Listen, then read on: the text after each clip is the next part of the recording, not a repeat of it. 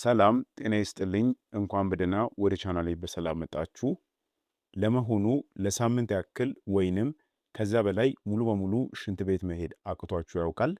ወይም ደግሞ ሽንት ቤት በሄዳችሁ ቁጥር በከፍተኛ ማማጥ፣ ህመምና ምቾት ማጣት እየተሰቃያችሁ ነው? ይህ ሁኔታ በጣም ከባድ የዕለት ተዕለት እንቅስቃሴን የሚያስተጓጉልና ብዙዎቻችን ደግሞ በግልጽ ወጥተን ለመናገር የምንፈራው ወይንም የምናፍርበት ትልቅ የጤና ችግር ነው። ነገር ግን ዝም ብሎ የሚታለፍ ነገር አይደለም። በዛሬው ቪዲዮአችን ስለ ሆድ ድርቀት ወይንም ስለ አንጀት ድርቀት ዋና ዋና መንስኤዎች፣ በቤት ውስጥ በቀላሉ ሰገራን በማለስለስ ስቃዩን የሚያቀሉ ምግቦች፣ የሚጠጡ ፈሳሾች፣ በፍጹም መጠጋት የሌለብን የምግብ አይነቶችና ሁኔታው ከባድ ሲሆን ሊደረጉ ስለሚገባቸው ከፍተኛ ጥንቃቄዎች በዝርዝር የምንመለከት ይሆናል። ቪዲዮን እስከ መጨረሻው ተከታተሉ። ለጤናችሁ ትልቅ መፍትሄ የሚያስገኙ ነጥቦችን ትይዛላችሁ። መልካም ቆይታ ይሆንላችሁ። በቅድሚያ ወደ መፍትሄዎቹ ከመሄዳችን በፊት ለመሆኑ የሆድ ድርቀት ማለት ምን ማለት ነው? በሕክምናው ዓለም አንድ ሰው በሳምንት ውስጥ ከ3 ጊዜ ያነሰ ሽንት ቤት የሚሄድ ከሆነ ወይም ደግሞ በሚሄድበት ጊዜ ሰገራው በጣም የደረቀ የጠጠረና በከፍተኛ ማማጥና ህመም የሚወጣ ከሆነ ይህ ሁኔታ የሆድ ድርቀት ይባላል። ሰገራ በአንጀታችን ውስጥ ለረጅም ጊዜ ሲቆይ አንጀታችን በውስጡ ያለውን ውሃ ሙሉ ስለሚመጣው ሰገራው ይበልጥ እየደረቀና እየጠጠረ ይሄዳል። ታዲያ ለዚህ ችግር የሚያጋልጡን እናም ደግሞ ለሆድ ድርቀት መንስኤ የሚሆኑ ዋና ዋና ምክንያቶች ምንድን ናቸው? አንደኛ፣ በቂ ውሃ አለመጠጣት። ሰውነታችን በቂ ውሃ ካላገኘ አንጀታችን ምግብን በሚፈጭበት ጊዜ ያለውን እርጥበት በሙሉ ወደ ሰውነት ይመጣል። ይህም ደግሞ ሰገራው ደርቆ እንዲጠጥርና ወደ ውጭ ለመውጣት እንዲቸገር ያደርገዋል።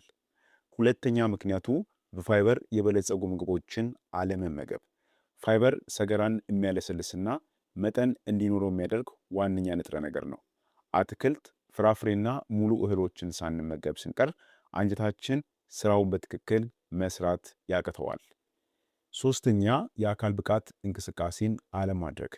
ሁልጊዜ ተቀምጦ መዋል ወይንም እንቅስቃሴ አለማድረግ የአንጀት እንቅስቃሴን ያዘገየዋል። ሰውነታችን ሲንቀሳቀስ አንጀታችንም አብሮ ይንቀሳቀሳል። አራተኛ ምክንያቱ የሽንት ቤት ስሜት ሲመጣ መክታት ነው። ብዙዎቻችን ቦታ ስለምንመርጥ ወይንም በስራ ብዛት ምክንያት የስሜቱ መምጣቱን ችላ ብለን እንታገሰዋለን። ስሜቱን አምቆ መያዝ ሰገራው አንጀት ውስጥ ረጅም ጊዜ እንዲቆይና ይበልጥ እንዲደርቅ ያደርገዋል። አምስተኛ ምክንያቱ አንዳንድ መድኃኒቶችና እንዲሁም ደግሞ የጤና ችግሮች ናቸው። ለምሳሌ የደም ግፊት መድኃኒቶችን መውሰድ፣ የህመም ማስታገሻዎች፣ የአይረን እንክብሎች እንዲሁም የእንቅርት ችግሮች ለሆድ ድርቀት ምክንያት ሊሆኑ ይችላሉ። ስድስተኛ፣ ጭንቀትና የአኗኗር ዘይቤ ለውጦች ናቸው። ከፍተኛ ጭንቀት፣ የእንቅልፍ ማጣት ወይንም የጉዞ መብዛት የምግብ መፈጨት ስርዓታችንን ያቃውሳሉ። በዚህም አማካኝነት ለሆድና ለአንጀት ድርቀት ምክንያት ይሆናሉ ማለት ነው። አሁን ደግሞ ወደ መፍትሄው እንመጣለን። የሆድ ድርቀትን በዘላቂነት ለመቅረፍና እንዲሁም የምግብ መፈጨት ስርዓታችንን ለማስተካከል የሚረዱ በርካታ መፍትሄዎች አሉ። ከነዚህ ውስጥ አንደኛውና ዋነኛው በፋይበር የበለጸጉ ምግቦችን አብዝቶ መመገብ ነው። ፋይበር በሰውነታችን የማይፈጭ ነገር ግን ሰገራ እርጥበት ይዞ እንዲቆይ መጠኑም እንዲጨምርና በአንጀታችን ውስጥ ያለምንም ህመም በቀላሉ እንዲንሸራተት የሚያደርግ ተፈጥሯዊ ሞተር ነው ወይንም ንጥረ ነገር ነው። ታዲያም ፋይበርን ከምን አይነት ምግቦች ማግኘት እንችላለን ስንል በርካታ የፋይበር ምንጭ የሆኑ ምግቦች አሉ። ታዲያ እነዚህን ድንቅ ምግቦች በዝርዝር ደግሞ እንያቸው። አንደኛ፣ ገብስና አጃ። ገብስና አጃ ልዩ የሚያደርጋቸው በውስጣቸው ቤታ ግሉካን የሚባል የሚሟሟ የፋይበር አይነት በመያዛቸው ነው። ይህም ፋይበር ከአንጀት ውሃ ጋር ሲቀላቀል የጄል ባህሪ ያለው ፈሳሽ ይፈጥራል። የገብስ ውሃን አፍልቶ መጠጣት፣ የገብስ ቆሎ መመገብ፣ የገብስ ገንፎ ወይንም አጃን በጠዋት መመገብ የአንጀት እንቅስቃሴን በፍጥነት ያነቃቀዋል። ሁለተኛ፣ ሙሉ እህሎች ማለትም ያልተፈተጉ እህሎች ናቸው። እነዚህ ከፍተኛ መጠን ያለው የማይሟሟ ፋይበር ስላላቸው ሰገራው መጠኑ እንዲጨምርና በፍጥነት ወደ ውጪ እንዲገፉ ይረዳሉ። ታዲያም የተቀቀለ ምስር፣ አተር፣ ሽምብራና ከሙሉ ስንዴ የተሰሩ እንጀራና እንዲሁም ደግሞ ዳቦዎችን አብዝቶ መመገብ ተመራጭ ነው። ሶስተኛ ድንቅ የፋይበር ምንጭ የሚባለው የተልባ ፍሬ ነው። ተልባ ለሆድ ድርቀት ተፈጥሯዊ መድኃኒት ነው ቢባል ማጋነን አይሆንም። በውስጡ ከፍተኛ ፋይበርና ኦሜጋ 3 የተባለ ቅባት ስላለው አንጀትን የመቀባትና የማለስለስ አስደናቂ ኃይል አለው። ታዲያም የተልባ ፍሬውን ዘፍዝፎ ውሃውን መጠጣት ወይንም የተፈጨውን ተልባ በሞቀ ውሃ በገንፎ አሊያም በወተት ውስጥ አዋህዶ መመገብ ይቻላል። ሌላው በአራተኛ አትክልቶች ናቸው። አትክልቶች ከፍተኛ የውሃና እንዲሁም ደግሞ የፋይበር መጠን ስላላቸው አንጀታችን ሳይደርቅ ስራውን እንዲያከናውን ይረዱታል። ታዲያ እነዚህ አትክልቶች ምንድናቸው? ጎመን፣ ቆስጣ፣ ካሮትና እንዲሁም ደግሞ ጥቅል ጎመን በምግብ አሰራራችን ውስጥ ማካተት የሚገባን ድንቅ አትክልቶች ናቸው። በተለይ ቆስጣና ጎመን በውስጣቸው ማግኒዥየም ስላላቸው የአንጀት ጡንቻዎች እንዲፍታቱና ሰገራንም እንዲገፉ ይረዳሉ። አምስተኛ ድንቅ የፋይበር ምንጭ የሚባሉት ፍራፍሬዎች ናቸው። ፍራፍሬዎች ከፋይበር በተጨማሪ አንጀት እንዲንቀሳቀስ የሚያደርጉ ተፈጥሯዊ ስኳሮችና ኤንዛይሞች አሏቸው። ታዲያ የትኞቹ ፍራፍሬዎች ተመራጭ ናቸው ሲባል፣ አንደኛ ፓፓያ። ፓፓያ በውስጡ ፓፔን የሚባል ኤንዛይም ስላለው ፕሮቲኖችንና ከባድ ምግቦችን በፍጥነት በማምላላት ቆሻሻ እንዲወጣ ያደርጋል። ሁለተኛ ደግሞ የደረቁ የፕለም ፍሬዎች ወይንም ፕሩንስ ይባላሉ። በውስጣቸው ሶርቢቶል የሚባል ተፈጥሯዊ የስኳር ይዘት አላቸው። ሶርቢቶል ወደ አንጀት ውሃ እንዲሳብ በማድረግ ሰገራን በፍጥነት ያለሰልሰዋል። በተጨማሪም ደግሞ ሌሎች ፍራፍሬዎች አሉ። ለምሳሌ ብርቱካን፣ በጣም የበሰለ ሙዝ እናም ደግሞ ፖም ከነቆዳው መመገብ በጣም ተመራጭ ናቸው ማለት ነው። ስለዚህ እንግዲህ የሆድ ድርቀትን በከፍተኛ ሁኔታ ለማስታገስ ቁጥር 1 መመገብ ያለብን በፋይበር የበለጸጉ ምግቦችን ነው። እነዚህ ምግቦች የትኞቹ ናቸው የሚለውን በ5 ዋና ዋና ክፍሎች ከፍለን ተመልክተናቸዋል ማለት ነው። አሁን ሁለተኛው ደግሞ አስፈላጊ ነገር ምንድነው? በቂ ውሃና ፈሳሽን መጠጣት ነው። በፋይበር የበለጸጉ ምግቦችን ያክል ወይንም ምናልባትም ከዚያ በላይ የሚበልጠው ሁለተኛው ወሳኝ ነጥብ በቂ ውሃና እንዲሁም ደግሞ ፈሳሽን መጠጣት ነው። ብዙ ሰዎች ፋይበር ያላቸው ምግቦች እየተመገቡ ነገር ግን ውሃ ካልጠጡ ድርቀቱ ይበልጥ ሊባባስ እንደሚችል አያውቁትም። ምክንያቱም ፋይበር ማለት እንደ ስፖንጅ ነው። ሰገራውን ለማለስለስ እናም ደግሞ ለመግፋት ከፍተኛ መጠን ያለው ውሃን መምጠጥ ይፈልጋል። ውሃ ካላገኘ ግን አንጀት ውስጥ ደርቆ ተዘግቶ ይቆያል ማለት ነው። ስለዚህ ፈሳሾችና አጠጣታቸውን በደንብ ማወቅ ይኖርብናል።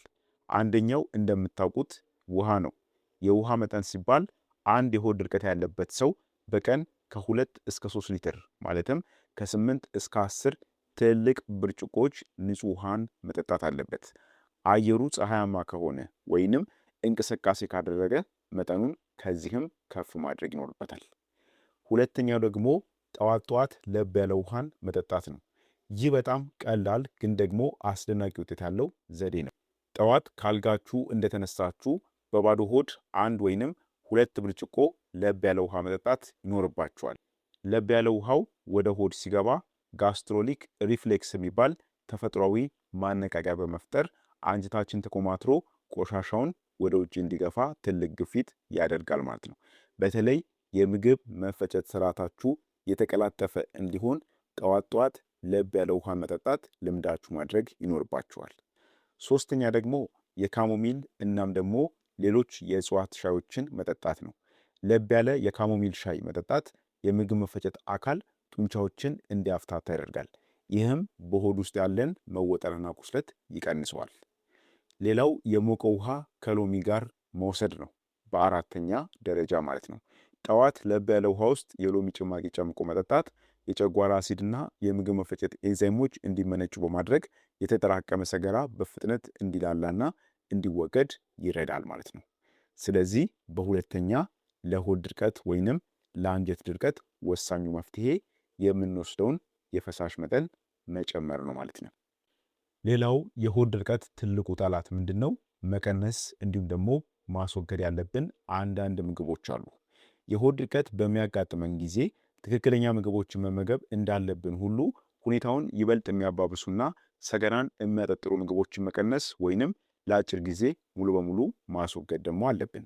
አንዳንድ ምግቦች በአንጀታችን ውስጥ የምግብ መንሸራተት ሂደትን ያዘገዩታል ወይም ደግሞ በውስጣቸው ፋይበር ስለሌላቸው አንጀት ድርቅ እንዲል ያደርጉታል። እነዚህ ታዲያ መቀነስ ያለብን ምግቦች የትኞቹ ናቸው? አንደኛ ከነጭ ዱቄት የተሰሩ ምግቦች፣ ነጭ ዳቦ፣ ፓስታ፣ መኮረኒና ኬኮች ተፈጭተው ተሰናድተው ስለሚመጡ በውስጣቸው ያለው ፋይበር በሙሉ የተወገደ ነው። እነዚህ ምግቦች አንጀት ውስጥ ሲገቡ እንደ ሙጭ የመጣበቅ ባህሪ ስላላቸው የምግብ መፈጨት ሂደቱን በጣም ያዘገዩታል። ሁለተኛ ደግሞ ያልበሰለ አረንጓዴ ሙዝ። በጥሩ ሁኔታ የበሰለ ሙዝ ለሆድ ድርቀት ጥሩ ቢሆንም ያልበሰለ አረንጓዴ ሙዝ ግን ከፍተኛ መጠን ያለው ስታርች ወይንም ሬዚስታንስ ስታርች እና ታኒን በውስጡ ይዟል። እነዚህ ንጥረ ነገሮች ደግሞ ሰገራን ያጠጥራሉ፣ የፈሳሽ መመጠጥን ይጨምራሉ። ስለዚህ ድርቀትን ይበልጥ ያባብሱታል ማለት ነው። ሶስተኛ ደግሞ በዋነኛነት ቅባት የበዛባቸውና የተጠበሱ ምግቦችን ማቆም ነው። ከፍተኛ ቅባት ያላቸው ምግቦች፣ የተጠበሱ ስጋዎችና ፈጣን ምግቦች ለመፈጨት ረጅም ጊዜን ይወስዳሉ። አንጀታችን እነዚህ ምግቦች ለመላመድ ጊዜ ሲወስድ ሰገራው አንጀት ውስጥ ረጅም ጊዜ እንዲቆይና ፈሳሹ በሙሉ ተመጦ እንዲደርቅ ያደርገዋል ማለት ነው። ስለዚህ በዋነኛነት እነዚህን ምግቦች ማስወገድ ይጠበቅባችኋል ማለት ነው። ሌላው በዚህ ቪዲዮ ላይ የምንመለከተው እጅግ ጠቃሚ ነጥብ ጠቃሚ የሆኑ የህይወት የአኗኗር ዘይቤ ልምዶችን ማሻሻል ነው። አመጋገባችን ከማስተካከላችን ጎን ለጎን የምናደርጋቸው ዕለታዊ እንቅስቃሴዎችና የአኗኗር ዘይቤዎቻችን ለሆድ ድርቀት መፍትሄ ትልቅ ድርሻ አላቸው። አንጀታችን ተፈጥሯዊ እንቅስቃሴን እንዲቀጥል አስፈላጊ ልምዶችን ማዳበር ያስፈልጋል። ታዲያ እነዚህ ልምዶች ምንድን ናቸው ካላችሁ፣ አንደኛ መደበኛ የሆነ የአካል ብቃት እንቅስቃሴ ማድረግ። አካላችን ሲንቀሳቀስ የአንጀታችን ጡንቻዎች አብረው ይነቃቃሉ። በቀን ውስጥ ቢያንስ ለ20 ወይንም 30 ደቂቃ ያክል ፈጣን እርምጃ መራመድ፣ ገመድ ዝላይ ወይም ደግሞ ቀለል ያሉ ስፖርቶችን መስራት የምግብ መፈጨት ስርዓትን ያፋጥናል። ሰገራም ወደ ታች በፍጥነት እንዲገፉ ያደርጋል ማለት ነው። ሁለተኛ ደግሞ የሽንት ቤት አቀማመጥን ማስተካከል። በነገራችን ላይ ይህ ትልቅ ድርሻ አለው። በዘመናዊ የሽንት ቤት መጸዳጃዎች ላይ በምንቀመጥበት ጊዜ የአንጀታችን መውጫ ጡንቻ በሙሉ አይከፈትም። ስለዚህ መቀመጫችን ላይ ስንቀመጥ እግራችን ስር አነስተኛ እግር ማረፊያ በማስቀመጥ ጉልበታችን ትንሽ ከፍ ማድረግ ይኖርብናል። ይህም ሰውነታችን የ35 ዲግሪ ማዕዘን በመፍጠር የፊንጢጣ መስመር እንዲነቃና እንዲሁም ደግሞ ሰገራ ያለምንም ማማጥ እንዲወጣ ይረዳል ማለት ነው። ስለዚህ ከእግራችሁ ስር ትንሽ ማረፊያ ነገር ብታስቀምጡ የሚመረጥ ነው። ሌላ በሶስተኛ እጅግ ወሳኝ የሆነ ነጥብ ምንድን ነው? የሰገራ ስሜት ሲመጣ አለመግታት ነው። የሽንት ቤት ስሜት በሚመጣበት ጊዜ ወዲያውኑ መሄድ ያስፈልጋል። ልክ ሽንታችሁን ሲወጥራችሁ ሽኑ እንደሚባለው ማለት ነው። ስሜቱን አምቆ መያዝ ወይንም መታገስ አንጀትን መልሶ የሰገራውን እርጥበት እንዲመጥ ያደርገዋል። ይህም ሰገራው ይበልጥ እንዲጠጥርና በሚቀጥለው ጊዜ ለማስወገድ ከፍተኛ ህመም እንዲፈጥር ያደርገዋል ማለት ነው። ሌላ አራተኛው ወሳኝ ነጥብ ጭንቀትን መቀነስ ያስፈልጋል። አእምሯችንና የምግብ መፈጨት ትራክታችን ቀጥታ ግንኙነት አላቸው። ከፍተኛ ጭንቀት ሲኖር የአንጀት እንቅስቃሴ ሊገታ ወይንም ሊቃወስ ይችላል። ስለዚህ በቂ እንቅልፍ ማግኘት ይገባል። ጭንቀትን ማስወገድ ያስፈልጋል ማለት ነው። ሌላ በስተመጨረሻ የምነግራችሁ ነጥብ ምንድን ነው? ምን አይነት ምልክቶችን ብናይ ወደ ሐኪም መሄድ አለብን ወይም ደግሞ የሆድ ድርቀት የማስጠንቀቂያ ምልክቶች ምን ምን ናቸው የሚለውን አይተን ፕሮግራሙን እማበቃ ይሆናል። በአብዛኛው ጊዜ የሆድ ድርቀት በአመጋገብና በህይወት ዘይቤ ለውጥ በቀላሉ የሚስተካከል ቢሆንም አንዳንድ ጊዜ ግን ከጀርባው ሌላ ከባድ የሆነ የጤና ችግር እንዳለ የሚያሳዩ ምልክቶች ሊሆኑ ይችላሉ። ስለሆነም የሆድ ድርቀቱ አሁን ከምነግራችሁ የማስጠንቀቂያ ምልክቶች ጋር አብሮ የመጣ ከሆነ በቤት ውስጥ መፍትሄ ከመፈለግ ይልቅ በፍጥነት ወደ ሕክምና ተቋም በመሄድ ተገቢውን ምርመራ ማድረግ ይኖርባችኋል ማለት ነው። አንደኛ ከ7 ቀን ማለትም ከ1 ሳምንት በላይ የቆየ የሆድ ድርቀት ከሆነ፣ ምንም አይነት የአንጀት እንቅስቃሴ ሳይኖር እናም ደግሞ ሰገራ ሳይወጣ ከሳምንት በላይ ከቆየ በአንጀት ውስጥ መዘጋት ማለትም የአንጀት መዘጋት ሊሆን ስለሚችል በአፋጣኝ ሕክምና ማድረግ ያስፈልጋል። ሁለተኛ ከባድ የሆድ ህመምና እብጠት ካለ፣ ከሆድ ቁርጠቱ ጋር ተያይዞ ከፍተኛ የሆነ የሆድ ቁስለት፣ የመወጠር ወይንም የመነፋት ስሜት ካለና አየር እንኳን ማስወጣት ካልተቻለ ይህንንም ችላ ሳይሉ ምርመራ ማድረግ ያስፈልጋል። ሶስተኛ ማስመለስ ወይንም የማስታወክ ስሜት ካለ፣ የሆድ ድርቀቱ ከማስመለስ ጋር ከተያያዘ ይህ የምግብ መፈጨት ትራክቱ ሙሉ በሙሉ መዘጋቱን የሚያሳይ አደገኛ ምልክት ሊሆን ይችላል።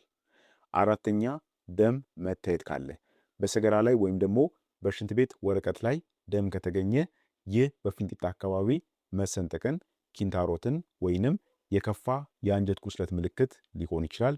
ስለዚህ ፈጽሞ በዋነኛነት ችላ ማለት የለባችሁም። አምስተኛ ደግሞ ያልታወቀ የሰውነት ክብደት መቀነስ ካስተዋላችሁ፣ ምንም አይነት ዳይት ሳታደርጉ ወይንም ስፖርታዊ እንቅስቃሴን ሳሰሩ ከሆድ ድርቀቱ ጋር ተያይዞ ከፍተኛ የክብደት መቀነስ ካጋጠማችሁ ችላ ሳትሉ ሕክምና ማድረግ ይጠበቅባችኋል። ስለዚህ አሁንም የጠቀስኳቸውን እነዚህን 5 ምልክቶች የምታዩ ከሆነ የሆድ ድርቀቱ ከባድ ስለሆነ ጊዜ ሳትሰጡ ቶሎ መታከም ይኖርባችኋል ማለት ነው። ስለሆነም ተመልካቾቻችን የሆድ ድርቀትን በወቅቱ ካልታከምነው ለሌሎች ተያያዥ የጤና ችግሮች ስለሚያጋልጥ ዛሬ ያየናቸውን ተፈጥሯዊ መፍትሄዎች ማለትም በቂ ውሃ መጠጣትን፣ በፋይበር የበለጸጉ ምግቦችን መመገብንና እንቅስቃሴ ማድረግን የዘወትር ልምዳችሁ አድርጉት። ስለሆነም የዛሬው ቪዲዮአችን ይህን ይመስል ነበር። ቪዲዮ ጠቃሚ ሆኖ ካገኛችሁት ላይክ ማድረጋችሁን አትርሱ። ሌሎችም እንዲማሩበት ደግሞ ሼር አድርጉላቸው። ለዛሬ በዚህ ቃን። በቀጣዩ አስተማሪ የጤና ቪዲዮ እስከምንገናኝ በጤና ቆዩልኝ። ቸር ሰንብቱ።